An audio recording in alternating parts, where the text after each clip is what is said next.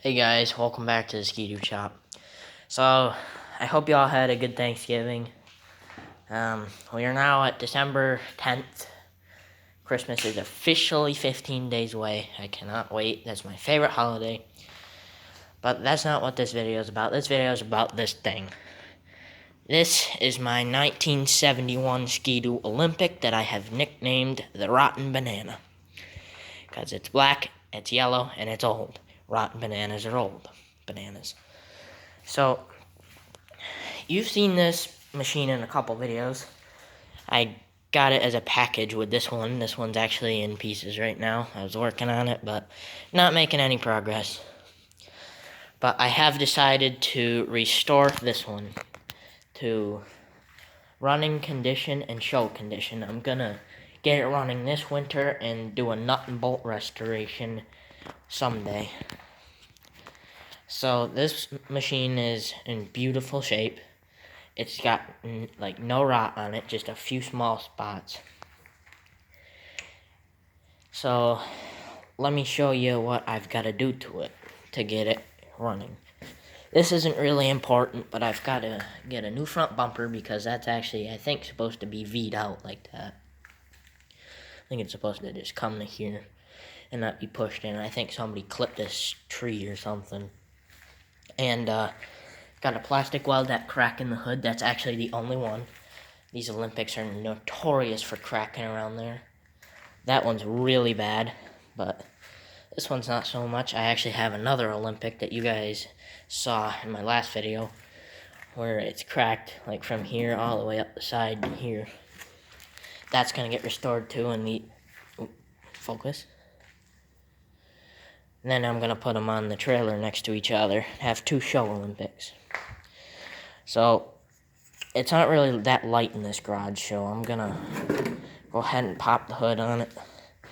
Show you what I got to do under here. So it's pretty crusty under here. It's actually not that bad. A lot of corrosion, especially on the clutches. I've already went ahead and flushed the fuel tank. I just got to clean it once more. But, so here's what I have to do. Some knucklehead, for whatever reason, took the headlight linkage out of there. That's where that hole is, right there, where the big white spot is. There's supposed to be a lever there that pops the headlight in and out of the hood. Some dingus took that off for whatever reason. Did the same on that one, too.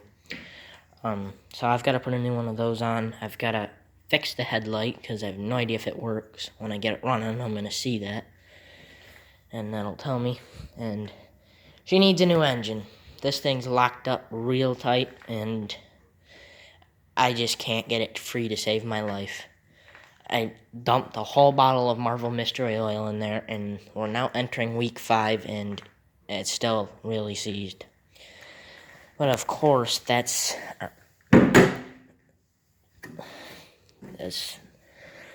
expected because this machine sat for like 40 years without a spark plug in it. See if you can look down the spark plug hole there. It's rustier than hell in there. It's hard to see, but there's a thick layer of rust in there. And I'm just going to go ahead and throw a new drive belt on it. I've actually found the exact engine. 1971 Skidoo Rotax 335 engine. I'm going to pick it up tonight. I found 2 of them, actually. I'm getting both of them, $80 for the pair. Found it on vintagesleds.com. You can get a lot of parts on there. And sometimes you can find whole machines on there. So I got to do that. And just look it over.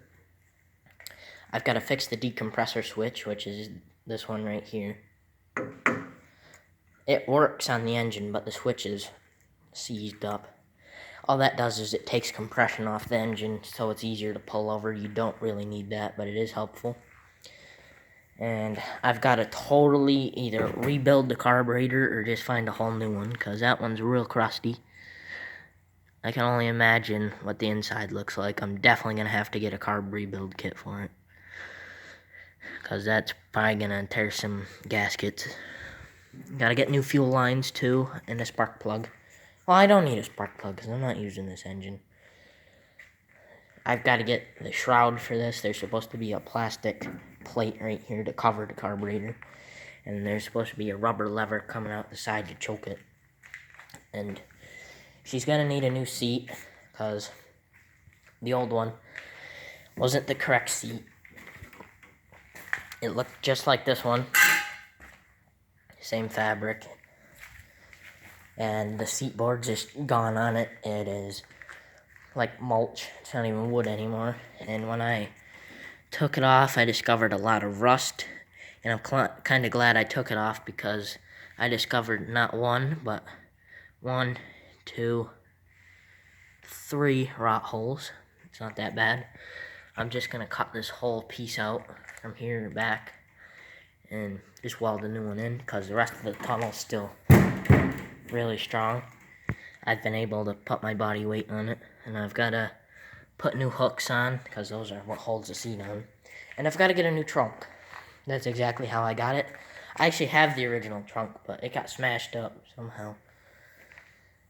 So, yeah, these machines, they've been sitting for like 40 years. Like I said, they were in Chesterfield, way on top of a mountain where a hunter's camp used to be. And they were sitting in a shed with a big-ass hole in the roof, and the floor was like kind of slanted backwards. It was so damn rotted. And they were parked in just like the day they were shut off for the final time. Somebody left them there. This one was facing out, and that one was facing the back of the shed over there. That shed was a drive-on, drive-off shed. You could drive in the back or in the front and drive off the back or off the front. And it's been sitting there so long, it had what didn't used to be there. It had these huge-ass trees growing that were about as big as round as this clutch. That's how long they were sitting. So I went up there and saved them, and I paid my hard-earned dollar for the both of them. I offered the guy a little more because I knew what they were worth. He obviously did not and just wanted them gone, and he wouldn't take it. So I officially got these machines for 50 cents a piece. And the carbides on the skis are really nice shape. The tracks are beautiful. The bogey wheels are a little rough around the edges, but nothing that can't be fixed. That bogey wheel up front needs new teeth because theirs are starting to flake apart. So, stay tuned, guys. You'll be seeing a lot more of this machine coming up.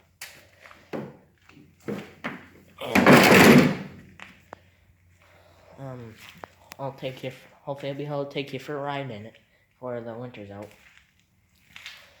Now, I'm going to do a video on this machine, but not today. But I do, however, want to show you guys something. This machine came from Smith's Skidoo Sales and Service, Pleasant Street in Huntington, Massachusetts, back in 1972. And what I found funny is because back in 1999, my father bought a Skidoo Formula Z 500 that's identical to that red one, except it's got a 500 in it instead of a 380 from Smith's Sled Shop. So I thought that was really cool. However, sadly, they went out of business. So now we don't do business with them anymore, obviously. Thanks for watching, guys. Please subscribe to the channel and stay tuned for more videos.